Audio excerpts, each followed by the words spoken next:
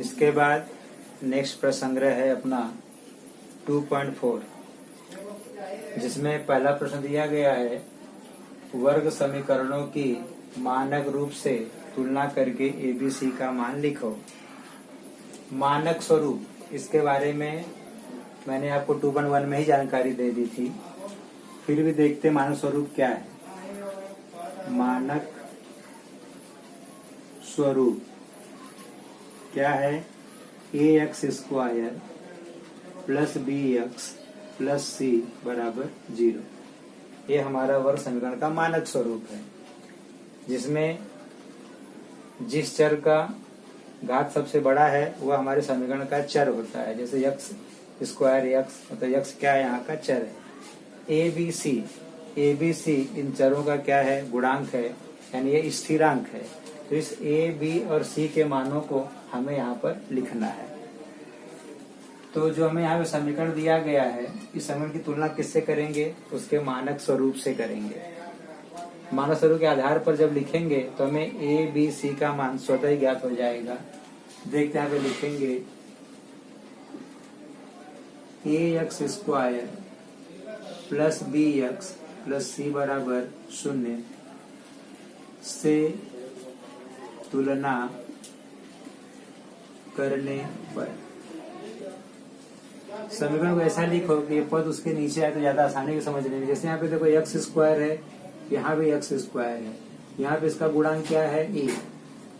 यहाँ पर गुणांक कुछ नहीं है, मगर वहां पे क्या माना जाता है? 1 माना जाता है, अर्थात a का मान कितना होगा? 1। दूसरे पद में x है, यहाँ पे b लिखा है, यहाँ पे क्या लिखा? -7। तो b का मान कितना हो गया? -7।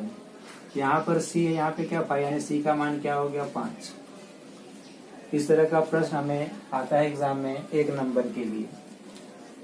दूसरा देखो 2m² बराबर 5m-5। यहाँ पर पहले ये देखो कि मानक स्वरूप में है क्या?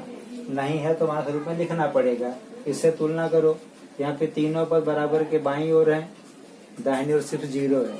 अरे यहाँ पर दाहिनी ओर सिर्फ m² है, बाईं ओर क्या है? 5m/5। यानी कि जो दाहिनी ओर के जो दोनों पद हैं, इन पदों को क्या करना पड़ेगा? बराबर के बाईं ओर लाना पड़ेगा।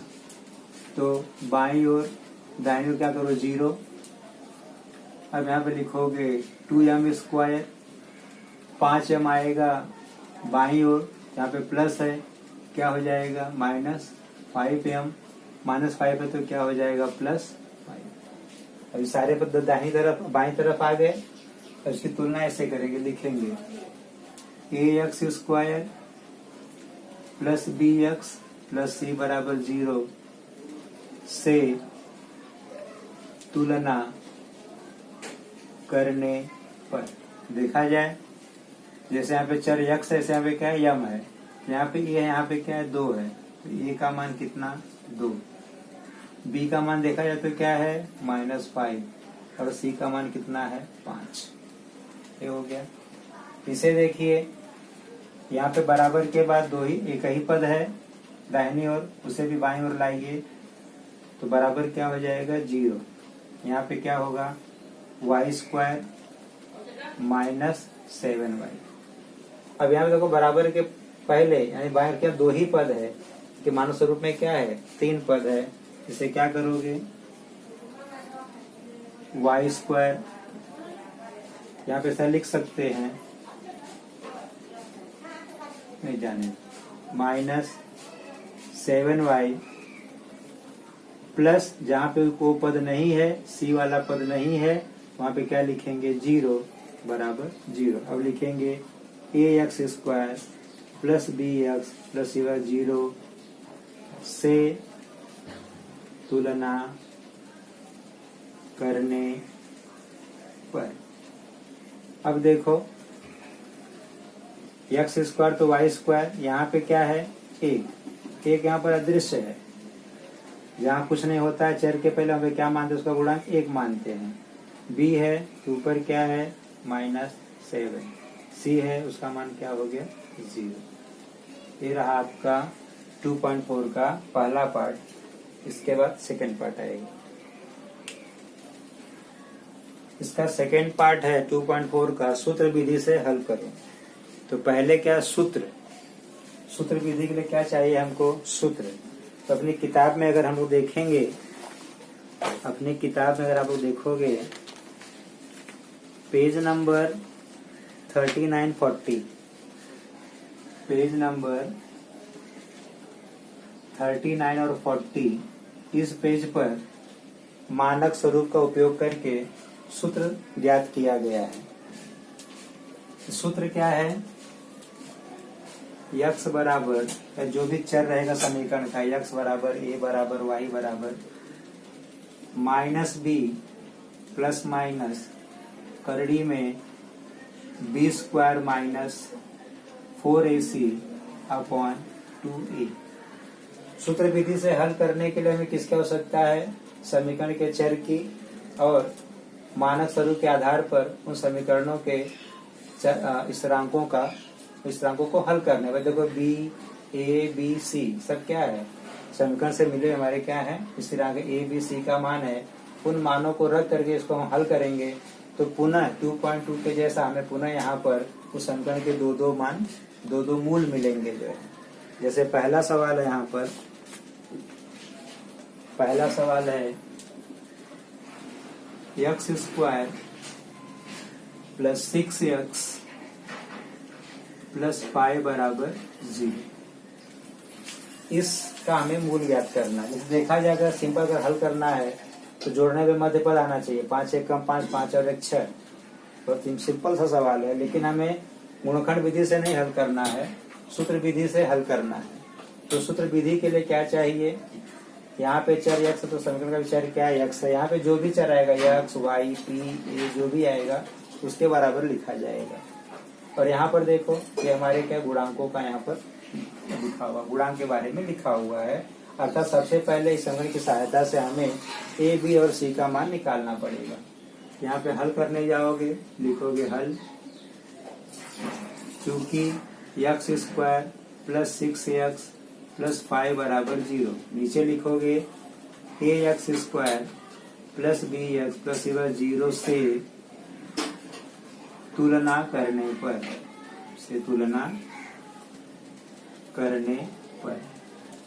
देखा तो a का मान 1, b का मान 6 और c का मान 5। अब इसका मूल ज्ञात करना सूत्र विधि से, यहाँ पे लिखेंगे सूत्र से क्या मिलेगा, x बराबर माइनस बी प्लस माइनस करड़ी में B square minus 4ac upon 2a। अब यहाँ देखो x बराबर माइनस b का मान 6 प्लस माइनस करड़ी में बी स्क्वायर मतलब 6 का वर्ग माइनस 4 गुणे AC, a का मान 1, c का मान 5, 1 गुणे 5 2a, a का मतलब 1 माइनस 6 प्लस माइनस करड़ी में 36 माइनस 20 बटे 2 1 कम 2 बराबर माइनस 6 प्लस माइनस 36 से 20 गया 16, 16 बटे 2 माइनस से धन ऋण 16 का वर्गमूल 4 बटे 2। प्लस का मतलब एक बार धन में और एक बार ऋण में लिखा जाएगा। देखिए कैसे लिखा जाएगा, x बराबर minus 6 plus 4 upon 2, minus 6 plus minus 4 है, एक बार प्लस में लिखेंगे, या x बराबर माइनस 6 माइनस 4 बटे 2, एक बार धन में और एक बार ऋण में। देखा जाए विपरीत चिन्ह घटेगा, 6 में से 4 गया 2 बटे 2, बड़ी संख्या माइनस है, या x बराबर समान चिन्ह है जुड़ जाएगा 6 4 10, दोनों का चिन्ह माइनस है तो माइनस, इसलिए x बराबर 2 1 कम 2, इधर 2 1 कम 2, 2 5 6 10, यहाँ हो गया -1, यहाँ पे x मान कितना हो गया -5। इसलिए दिए गए वर्ग समीकरण का मूल -1 तथा -5 है। बंद करें, डिलीट करना पड़ेगा। चौथा सवाल देखेंगे, 5m² -4m -2 बराबर 0। यहाँ पर समीकरण के तीनों पद बाईं ओर हैं, दाईं ओर सिर्फ क्या है, 0 है। इसकी तुलना करेंगे। किससे तुलना करेंगे? इसके मानक स्वरूप से। ax² plus bx plus c बराबर 0 से तुलना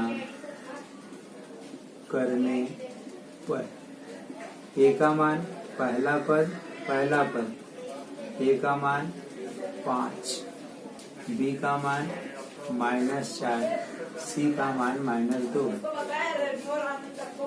अब सूत्र से क्या होगा? यहाँ पे चर क्या है? यम।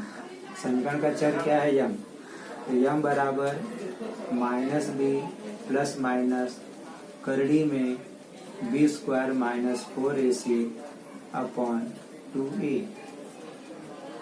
यम बराबर माइनस b का मान, b माइनस है ही, लेकिन b का मान कितना है? माइनस। ये माइनस का सूत्र चिन्ह से आया है। b का मान -4 प्लस माइनस करड़ी में b² b का स्क्वायर मतलब किसका स्क्वायर? -4 का स्क्वायर -4 इंटू a का मान 5, c का मान -2 upon 2 into 5। Minus minus plus, plus into plus minus, 4 का वर्ग 16, माइनस माइनस प्लस, 4 पचे 20 गुना 40 बटे 2 पचे 10, 2 पचे 10। अब इसको हल करेंगे बराबर, इसलिए बराबर 4 प्लस माइनस करड़ी में 16 जाए कितना हो जाएगा? 56 बटे 5 गुना 10। आगे देखो 4 प्लस माइनस 56 का गुणनखंड देखेंगे। 56 का गुणनखंड ऐसे आप निकाल सकते हो, 2 दूना 4, 2 अट्ठे 16, 2 एकम 2, 2 चौक 8, 2 सत्ते 14, 7 एकम 7। यहाँ पर देखो 2 बार आया है, इसकी जोड़ी बन सकती है। यहाँ पे आप चाहो तो लिख सकते, सवाल थोड़ा सा लंबा होगा मगर आपका सही सवाल के सही होने की गारंटी बढ़ जाएगी, क्योंकि आपको मालूम पड़ेगा कि आपने यहाँ पे किया क्या। अब यहाँ पे देखो जोड़ी बन गई, तो 4 प्लस माइनस 2 बाहर आ जाएगा, करड़ी में 14 बटे 10। अब यहाँ पे देखो पहला पद 4, दूसरा पद 2, ये नहीं कि आप 4 से 10 को काटो, ऐसा नहीं कर सकते आप। उसको काटने के लिए आपको यहाँ पर ये दिख रहा है नहीं,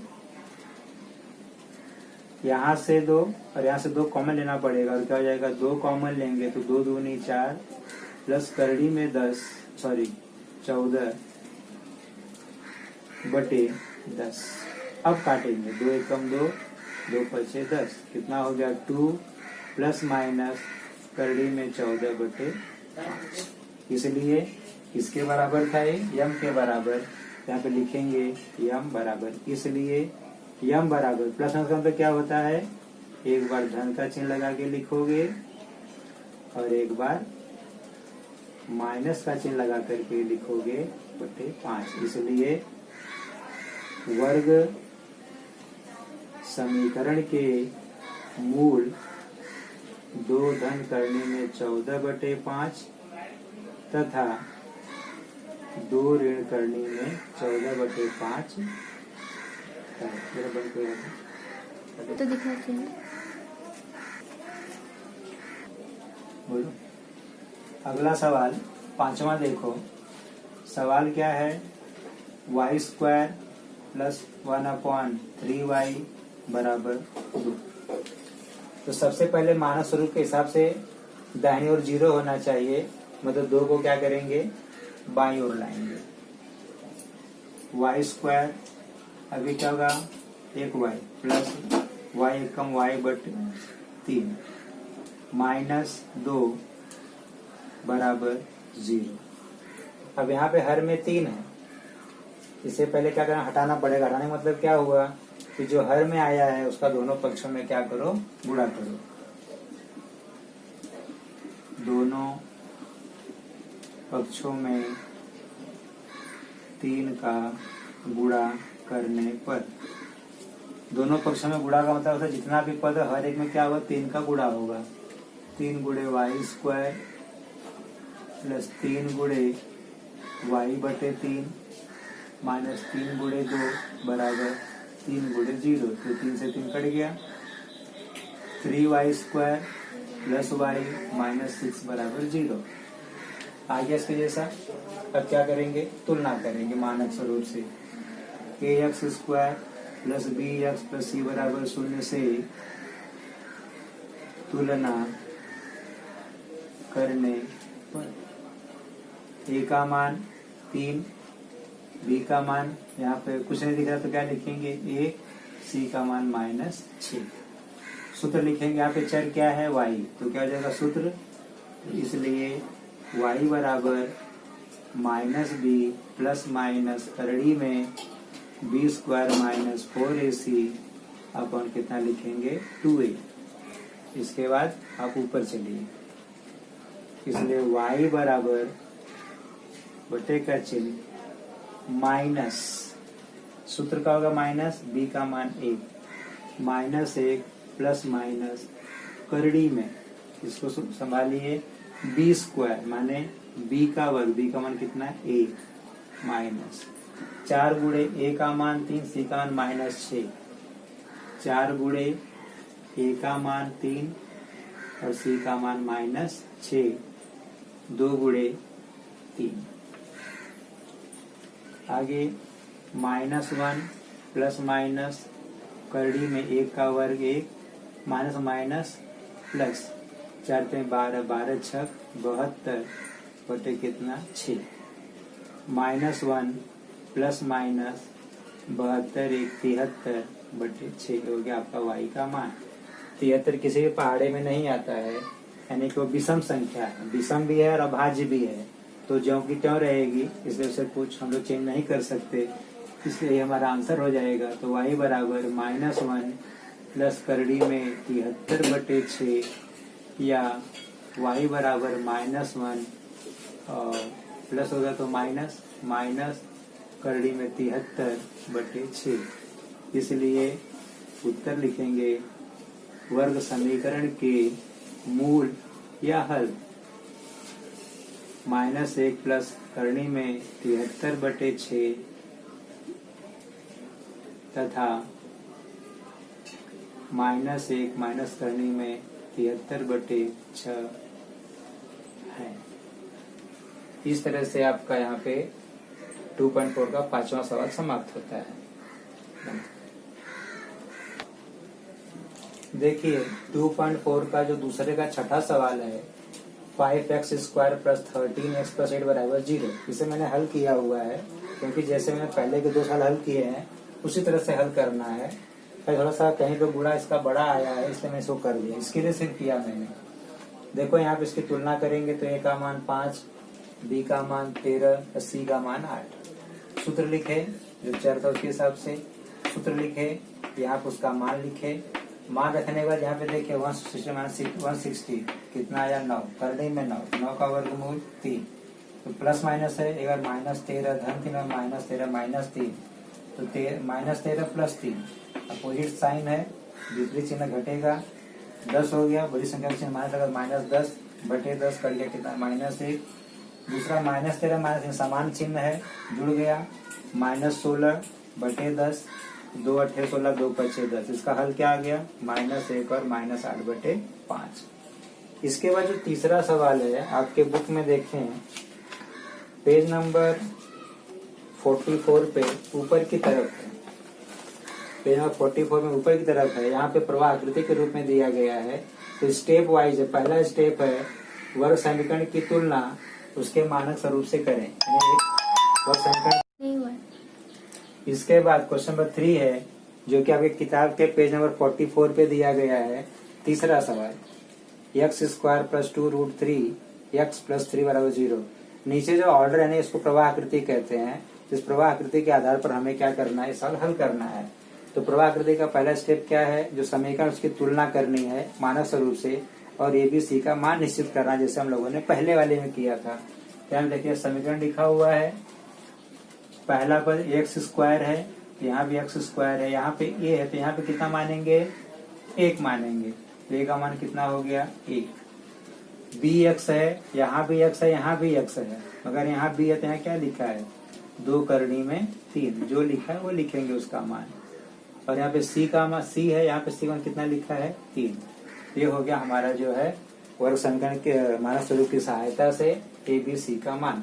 अगला स्टेप दिया गया है बी स्क्वायर माइनस 4ac का मान ज्ञात करो। बी स्क्वायर माइनस 4ac का मान, तो बी स्क्वायर, तो बी का मान, बी का स्क्वायर मान क्या है, 2 करड़ी में 3 माइनस 4 गुणे ए का मान 1, सी का मान कितना, 3। अब देखो यहाँ पे जो 2 है वो करने के बाहर है, तो उसका वर्ग 2 और करने के दोनों का वर्ग निकालना पड़ेगा। 2 का वर्ग 4, करड़ी में 3 का वर्ग कितना हो गया, 3 माइनस 4 तिहाई 12, 4 तिहाई 12, ये कितना हो गया, 12 माइनस 12 कितना हो गया, 0। यानी हमारा जो इसलिए बी स्क्वायर माइनस 4ac है, इसका मान क्या आ गया, 0 आ गया, 0 आ गया।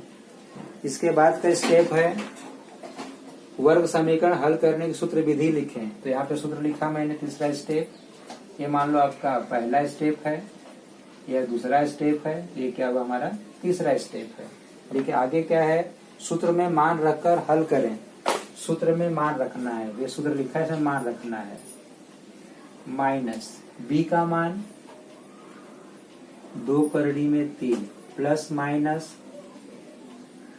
बी स्क्वायर माइनस 4ac का मान 0, तो करनी कितना आ जाएगा, 0। 2 गुणे ए का मान कितना, 1। आगे चले, यक्स बराबर माइनस 2 करनी में 3 प्लस माइनस 0 का वर्गमूल 0 बटे 2, 1 कम 2।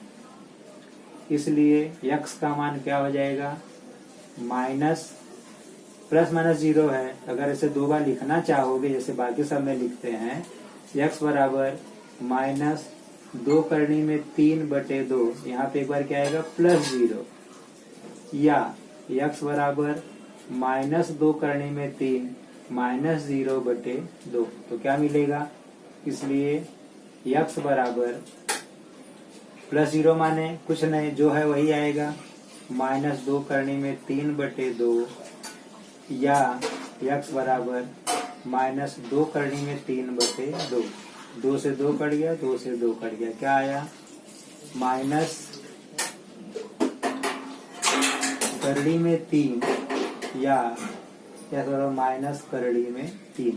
इसलिए वर्ग समीकरण के मूल या हल क्या होंगे, माइनस करने में 3 तथा माइनस करने में 3 है। एक बार ध्यान में रखिए कि बी स्क्वायर माइनस 4ac का मान, यहाँ देखिए धनात्मक आया हुआ है, कितना 9 आया है, यहाँ पे कितना आया है, 0 आया है। तो इन सब मान का अपना अपना अर्थ होता है, इसके बारे में विस्तृत जानकारी 2.5 में लेंगे। ओके, यहाँ पे आपका 2.4 खत्म होता है। Thank you.